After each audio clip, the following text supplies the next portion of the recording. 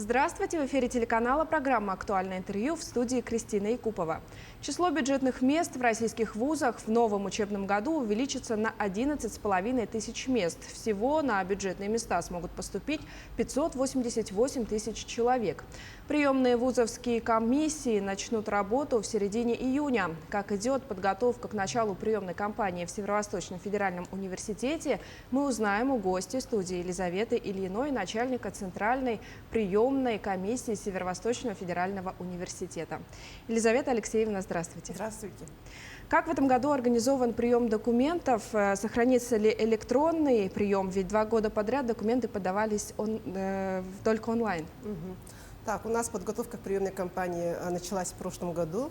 Надо сказать, что в настоящее время у нас сформирован, утвержден состав приемной комиссии, состав отборочных комиссий. В организации у нас будет задействовано 45 сотрудников университета и сформированы у нас экзаменационные комиссии. Их всего у нас 208 на обучение по программам среднего профобразования, бакалавриат, специалитет, магистратура. По ординатуре и аспирантуре экзаменационные комиссии пока формируются. Так, у нас также будут задействованы студенты из числа активистов нашего университета. Их всего у нас, мы планируем задействовать около 80 студентов в организации приемной кампании в летнее время. Так вот, я уже сказала, что у нас утверждены правила приема. Они были утверждены в ноябре прошлого года, и сейчас у нас вот буквально на днях будут утверждены последние правила, это ординатура и аспирантура. Так, еще у нас внесены все исходные данные университета для организации приема документов через суперсервис «Поступай в ВУЗ онлайн». Это через портал госуслуги. То есть все абитуриенты могут подать и очно, и через онлайн. Это через госуслуги и через собственный сервис университета, личный кабинет абитуриента. И также абитуриенты могут подать свои документы через операторов почтовой связи общего пользования. Ну, надо сказать, что ежегодно у нас находится по 1, по 2 человека, которые отправляют свои документы через Почту России. Так, и у нас всего план приема намечается на бюджетные места 4350 бюджетных мест. Это на все уровни образования, на которые объявляется прием документов. Из них среднее профобразование 390 бюджетных мест, по аспирантуре 45 бюджетных мест.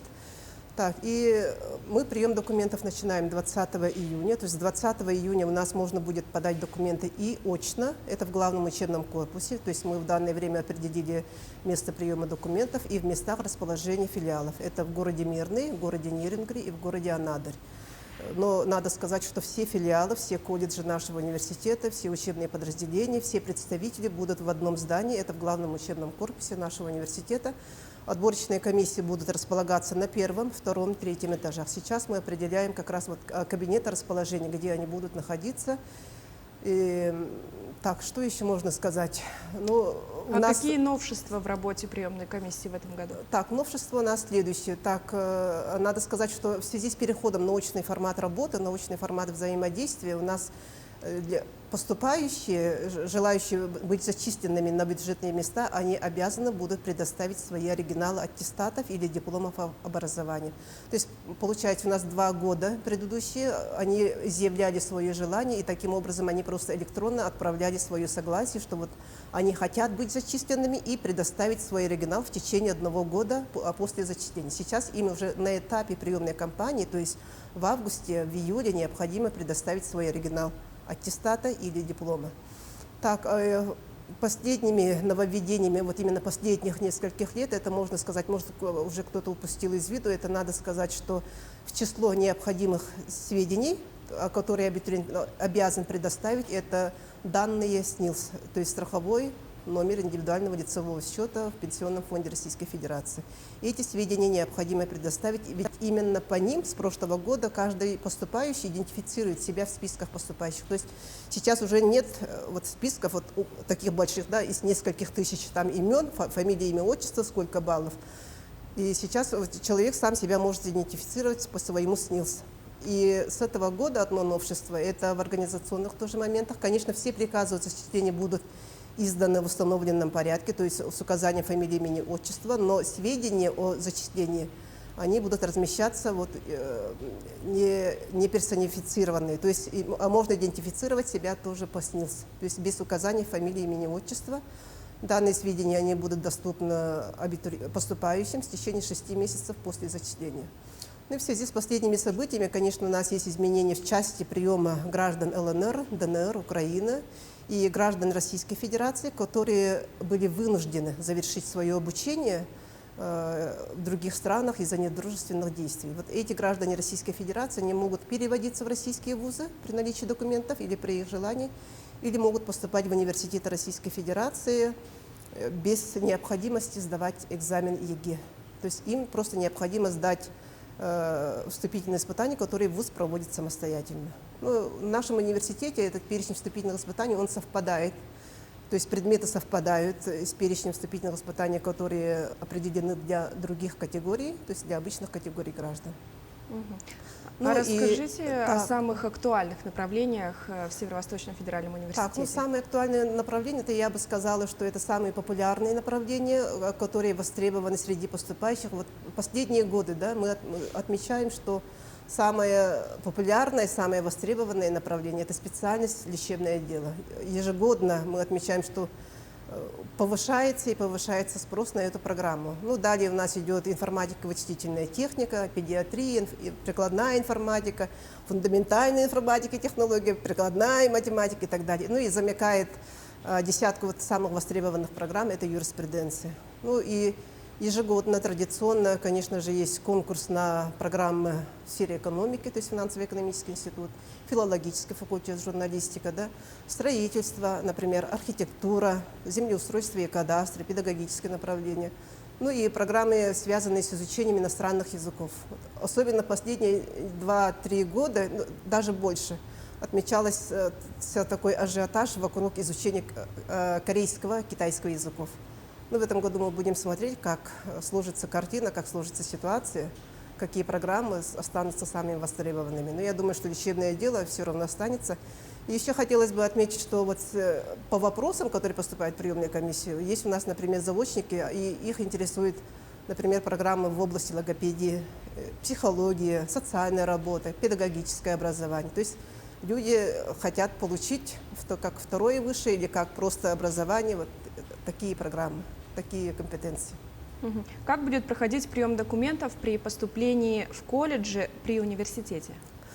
Так, прием документов у нас, среднее профобразование у нас реализуется в 4 учебных подразделениях. Это колледж инфраструктурных технологий, юридический колледж, финансово-экономический институт и медицинский институт. Вот по 9 специальностям, на которые объявляется прием, у нас 390 бюджетных мест. И впервые в этом году выделены бюджетные места на сестринское дело, 25 бюджетных мест, и на специальность юридического колледжа, это право и организация социального обеспечения, 15 бюджетных мест.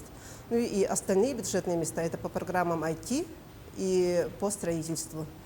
Так, в этом году мы прием будем проводить тоже на СПО, то есть все будут размещаться в главном учебном корпусе. Прием у нас документов начинается с 20 июня по 10 или 15 августа. Так, для поступления, например, на сестринское дело им необходимо сдать еще тестирование, которое будет оцениваться по 100-бальной шкале, но результат единого госэкзамена не надо, то есть не требуется. Просто необходимо предоставить свой аттестат об окончании 11 классов, ну и будем считать по среднему баллу аттестата. Так, что еще можно сказать? А как абитуриенты могут получить дополнительные баллы при поступлении? Будут ли учитываться золотая медаль, какие-то награды? Да, конечно, у нас будут учитываться. Это получается участие или результат участия в интеллектуальных или спортивных мероприятиях. Учитывается как индивидуальные достижения поступающих, за которые поступающий может получить дополнительные баллы при поступлении. Каждый университет, каждый вуз определяет такой перечень мероприятий самостоятельно. И получается у нас, например, в этом году для поступления в Северо-Восточный федеральный университет наличие как раз аттестата с отличием или золотой серебряной медали оценивается как 7 баллов.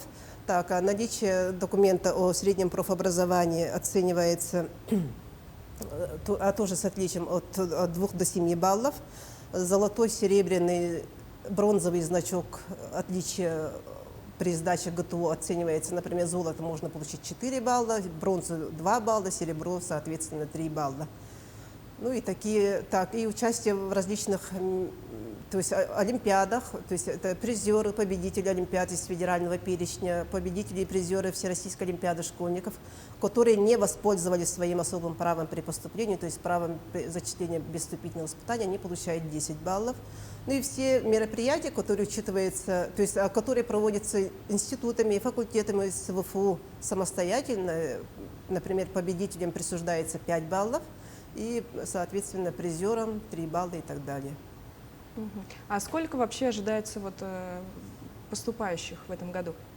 Так, ну ежегодно у нас, как показывает тоже статистика, порядка 7 тысяч поступающих ежегодно есть, но и зачисляется, то есть мы ежегодно, вот последние 2-3 года мы набираем 5500, 5600, 5300, 5300 человек. Но в этом году мы тоже ожидаем, что где-то порядка 5500, 5600, 700 человек будет зачислено в наш университет.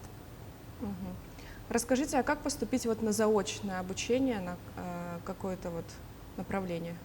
Так, ну у нас по заочной форме обучения очень много тоже бюджетных мест. Это и на бакалавриат, и на специалитет, и в магистратуру есть.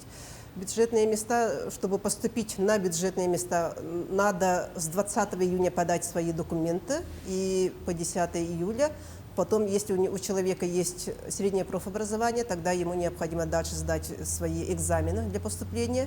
И получается, то есть с 20 июня по 10 июля. Но если человек желает поступить на заочную форму обучения на платное, тогда это можно подавать до октября, до 25 октября. Елизавета Алексеевна, спасибо, что ответили на наши вопросы. Спасибо. Это была программа «Актуальное интервью». Оставайтесь на нашем телеканале.